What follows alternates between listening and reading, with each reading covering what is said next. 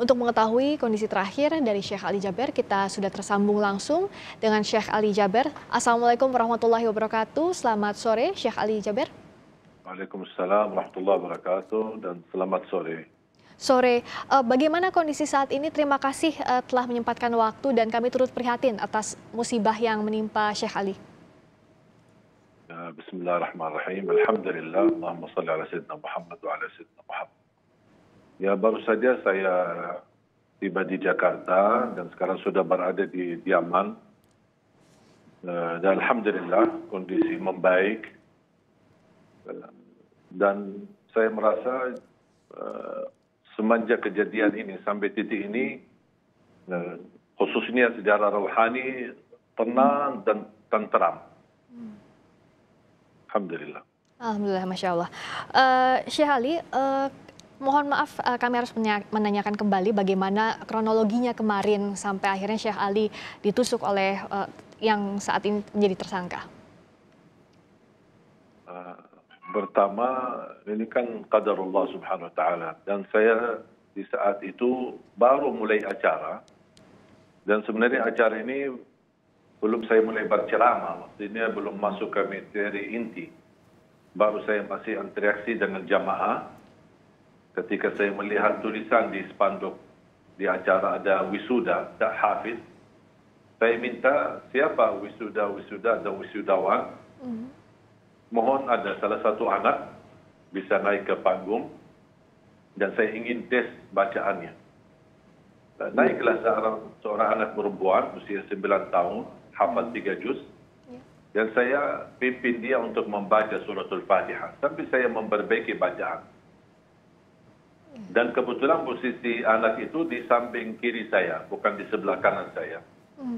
Begitu dia selesai dan saya pimpin bacaan yang benar seperti apa, saya minta dan tawarkan, Ananda mau hadiah apa?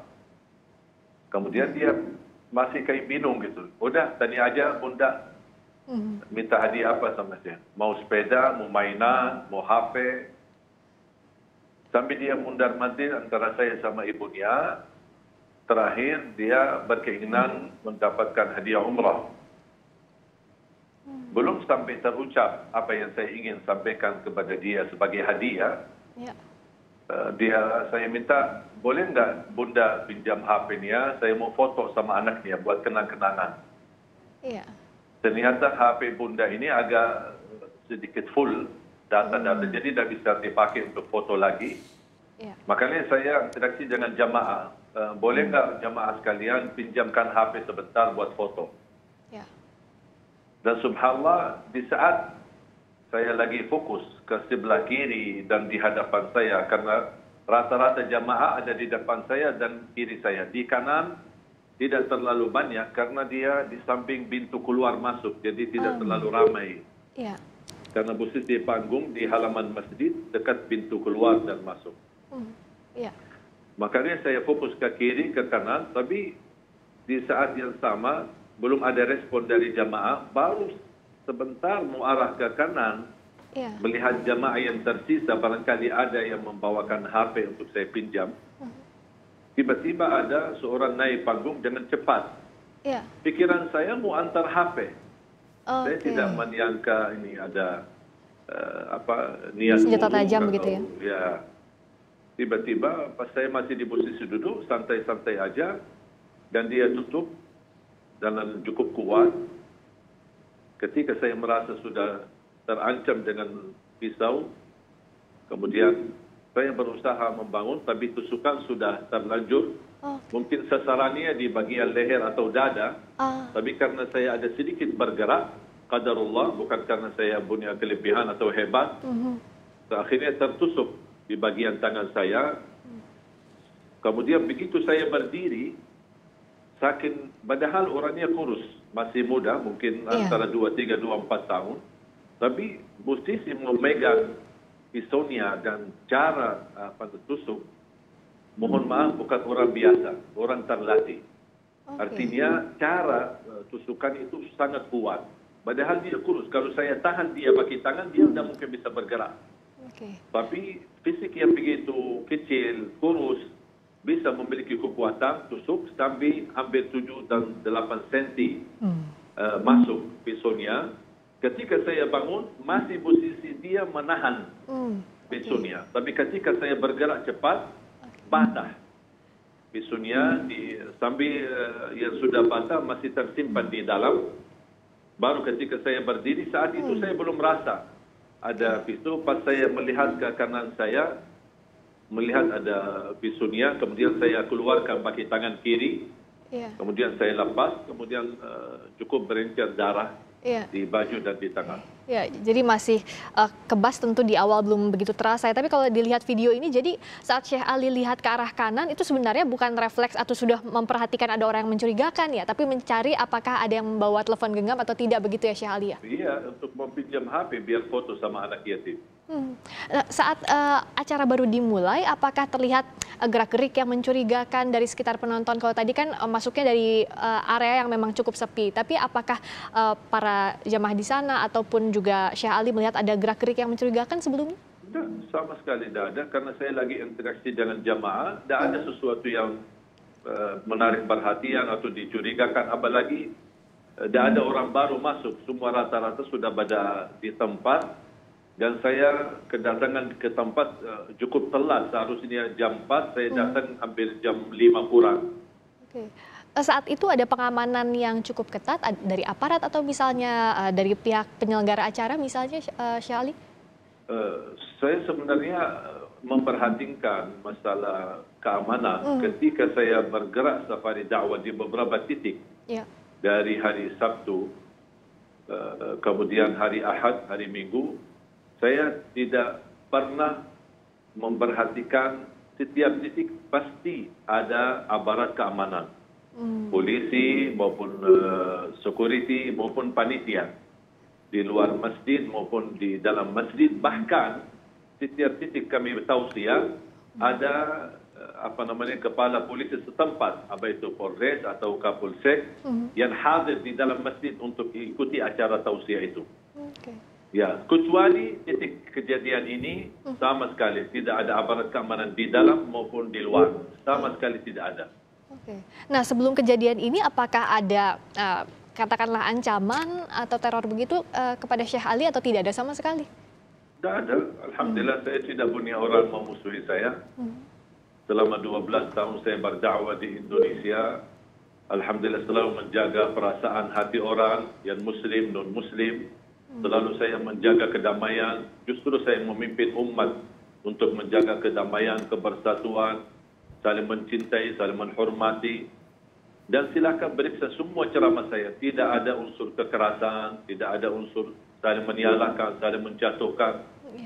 Termasuk berbeda pendapat pun saya patuh dan menghormati perbedaan di antara kita.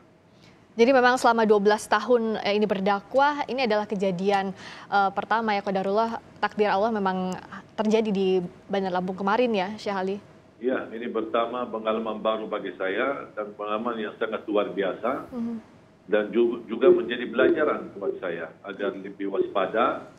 Tapi bukan berarti untuk memberhentikan dakwah, saya akan terus memperjuangkan silaturahim. Makanya selepas acara tersebut, kejadian ini, saya masih lanjut kegiatan acara tabligh akbar di malam hari.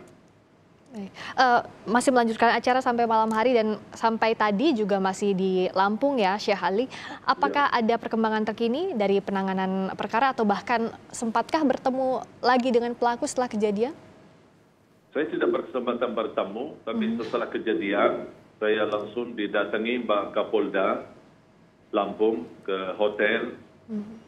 Juga ada Kapolres, Kapolsek, bahkan dari aparat TNI, semua datang dan Pak Kapolda menyampaikan sudah menerima arahan dan telepon dari Wakapolri untuk langsung ditangani kasus ini dan dikawal selama saya masih berada di Lampung. Dan apa yang disampaikan oleh Pak Kapolda awal ketika kita berbicara ngobrol bersama di lobi, beliau menyampaikan kami sudah bertemu dengan pelaku dan kemungkinan ada sedikit gangguan jiwa, tapi kata beliau saya tidak percaya dan saya akan terus tindaklanjuti sambil kami mengundang dan menghadirkan doktor kami dari Mabes memiliki keahlian psikologi jiwa untuk diperiksa ulang. Okay.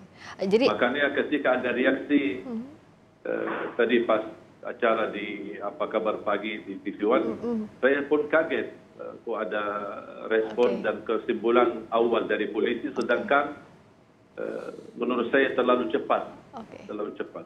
Tapi kalau sampai saat ini melihat masih terus ditelusuri keterlibatan pelaku, termasuk apa motif dari pelaku, Syekh Ali mempercayakan sepenuhnya kepada pihak kepolisian atau seperti apa? Sangat saya percaya. Makanya saya di saat kejadian ini langsung saya buat laporan resmi dan didatangin ke hotel tim BAP yang mereka minta keterangan lengkap dan saya sudah sangat percaya.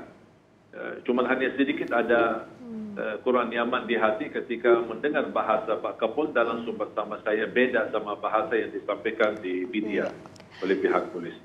Ia diharapkan terus dilakukan penyidikan terhadap kasus ini agar betul-betul terang motifnya seperti itu ya, Syekh Ali? Betul. Karena saya merasa apa yang terjadi ini, mohon maaf, bukan masalah gangguan jiwa, tapi betul-betul anak itu terlatih dan cara dia berhadapan dengan saya, dan mungkin saya bukan ahli psikologi jiwa, tapi saya ahli ruqyah. Insya Allah dari pandangan mata beliau saya bisa mengetahui apakah dia perlu diruqyah atau tidak. Nah, Syekh Ali melihatnya kejadian ini seperti apa? Ada orang yang tiba-tiba menyerang, hikmah kalau kita katakan yang Syekh Ali lihat apa dari kejadian ini? Sebenarnya qadarullah, saya menganggap ini takdir. Dan kita tidak bisa melarikan diri dari takdir Allah Subhanahu Wa Taala, walaupun kita tawakal, walaupun kita ikhtiar. Kalau sudah Allah menetapkan sesuatu, pasti akan terjadi. Tapi seandainya kalau seluruh penghuni bumi bersatu untuk membawa madarat, membawa menyakiti kita, membawa keburukan, kalau belum diizinkan oleh Allah, mereka tidak bisa apa.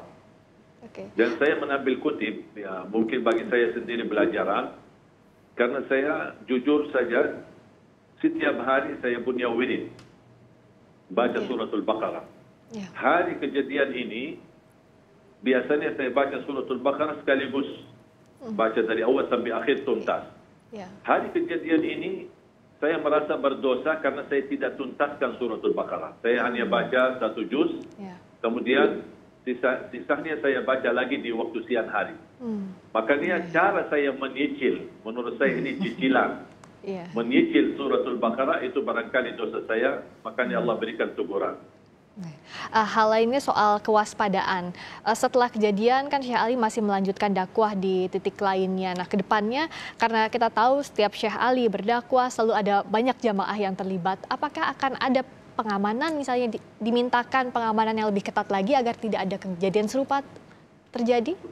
Sebenarnya saya secara pribadi tidak minta, tapi alhamdulillah sejak kejadian ini langsung Pak Kapolda Lampung turun tangan, memberikan perhatian, kemudian Kodim dan juga Dandrim di tempat, semua ikut turun tangan, mengawal kami selama masih berada di Lampung, di titik-titik kami kunjungi, bahkan sampai ke bandara, mendapatkan perhatian yang sangat luar biasa. Dan saya harap kejadian ini bukan hanya menjadi pelajaran bagi saya, tapi semua untuk para habaib, para da'i, para ustaz, supaya ayo mari kita sama-sama bersinergi dengan aparat keamanan agar kita bisa bersama-sama membawa Indonesia menjadi lebih aman. Termasuk musibah yang menimpa Syekh Ali ini juga kan ramai diperbincangkan di media sosial. Apa yang ingin Syekh Ali sampaikan agar memang jangan sampai ada yang memanfaatkan kejadian ini untuk hal-hal yang tidak diinginkan terkait persatuan dan kesatuan? Kejadian ini bagi saya pribadi pelajaran. Dan saya tidak mau dikaitkan dengan kepentingan politik, isu-isu yang lain. Makanya saya harap umat tetap tenang, jangan terprovokasi, jangan terpancing untuk mengadu domba di antara kita. Ini sudah qadarullah dan saya sudah serahkan sepenuhnya kepada aparat keamanan, kepolisian, dan sangat percaya, saya sangat percaya akan mereka betul-betul tangani kasus ini dengan sebaik-baiknya, dengan amanah dan transparan, supaya bisa kita memberikan keterangan kepada umat yang menenangkan hati. Jangan sampai hal ini dijadikan fitnah dan dijadikan berpecah belah di antara kita. Dan saya tidak mau kaitkan kasus saya ini dengan apa yang terjadi kepada beberapa ulama atau isu-isu ada orang gila, tusuk ulama atau tusuk orang di masjid atau tusuk leher. Yang sudah terjadi berlalu, saya tidak mau kaitkan. Yang saya terjadi sama saya, ingin saya memikirkan ke depan. Apa yang kita harus lakukan, apa yang kita harus waspada, dan apa yang kita harus wujudkan kebersamaan agar kita bisa tetap tenang dan merasa aman. Bahkan ketika kejadian ini, saya justru turun dari panggung, kemudian saya selamatkan anak itu karena mereka, saya melihat jamaah sakit, barangkali sakit hati, dan mereka emosi sampai dipukul-pukul, sampai berluka. Saya langsung tahan, saya turun, saya bilang kasihan, dia manusia. Walaupun dia bersalah, jangan cara kita memperbaiki kesalahan seperti ini. Sampai ada orang jamaah menarik dia seperti karung, menganggap manusia tidak berharga. Saya langsung marah, saya tegur, saya angkat, berdirikan, dan saya bilang sama jemaah, tolong amankan. Jangan kita menghadapi satu musibah, untuk memperbaiki musibah itu malah kita bikin musibah lebih besar. Jadi saat kejadian Syekh Ali masih sempat menahan agar para jemaah tidak main hakim sendiri begitu terhadap pelaku ya? Betul. Saya tidak mau orang bermain hukum sendiri, apalagi kita di negeri hukum. Nah, tadi bicara soal kewaspadaan untuk kedepannya juga agar tidak ada kejadian serupa, Syekh Ali punya pesan apa? Karena kita tahu kegiatan keagamaan tentu ingin diikuti banyak orang, tapi keamanan juga jadi soal yang harus diperhatikan. Ya, inilah menjadi perhatian pada kami khususnya para da'i, para asatidz, apalagi da'i nasional yang bisa diundang kemana-mana. Dalam pandemi ini saya harap adanya kebersamaan, sinergi antara aparat kepolisian. Saya pribadi tidak pernah melangkah isi acara dimanapun sebelum betul-betul diselesaikan segala berkas keizinan. Mau izin dari polisi, mau izin dari majlis ulama, mau izin dari manapun. Semua yang terkait, kalau sudah tuntas seluruh izin, baru saya boleh isi. Saya selalu ataskan dan perintahkan tim, kalau saya belum dapat izin atau ada kendala, saya tidak mau isi tausiah. Makanya ketika sudah ada proses izin, berarti mohon maaf, aparat kepolisian dan lain yang ada di tempat, mereka sudah mengetahui kehadiran kami, dan kami harap bisa terjaga, dan apa yang terjadi, saya tidak mau salahkan siapa-siapa, apalagi masyarakat Lampung yang selama ini saya kenal mereka. Saya sudah berkali-kali ke Lampung dan saya kenal mereka orang yang betul-betul mencintai ulama, mencintai kedamaian. Jangan menyudut Lampung ini adalah daerah radikal atau bisa dikatakan tidak aman. Saya tidak mau hal yang seperti ini. Kita harus sama-sama jaga apa yang sudah terjadi, sudah berlalu. Sekarang kita pikirkan ke depan dan saya harap berlaku betul-betul diproses sampai tuntas. Bahkan tadi di Lampung terlihat saat Syekh Ali juga mengunjungi daerah lainnya dibantu untuk dijaga ya. Artinya memang kasus ini mari kita sama-sama lihat bagaimana penyelesaiannya dan semoga tidak terjadi lagi begitu ya Syekh Ali. Betul. Dan saya harap umat semua tenang, jangan terlalu gampang terpancing, jangan terlalu gampang melimparkan isu-isu kepada A, B, C atau kelompok tertentu atau ke politik atau apa. Sama sekali itu tidak ada kaitan. Saya sama orang politik sangat baik, sama pejabat sangat baik, sama aparat keamanan sangat baik, dan bahkan sama masyarakat dan ulama hubungan saya sangat baik. Baik, semoga lekas pulih total Syekh Ali Jaber. Terima kasih banyak atas waktunya di Kompas Petang. Wassalamualaikum warahmatullahi wabarakatuh. Waalaikumsalam warahmatullahi wabarakatuh.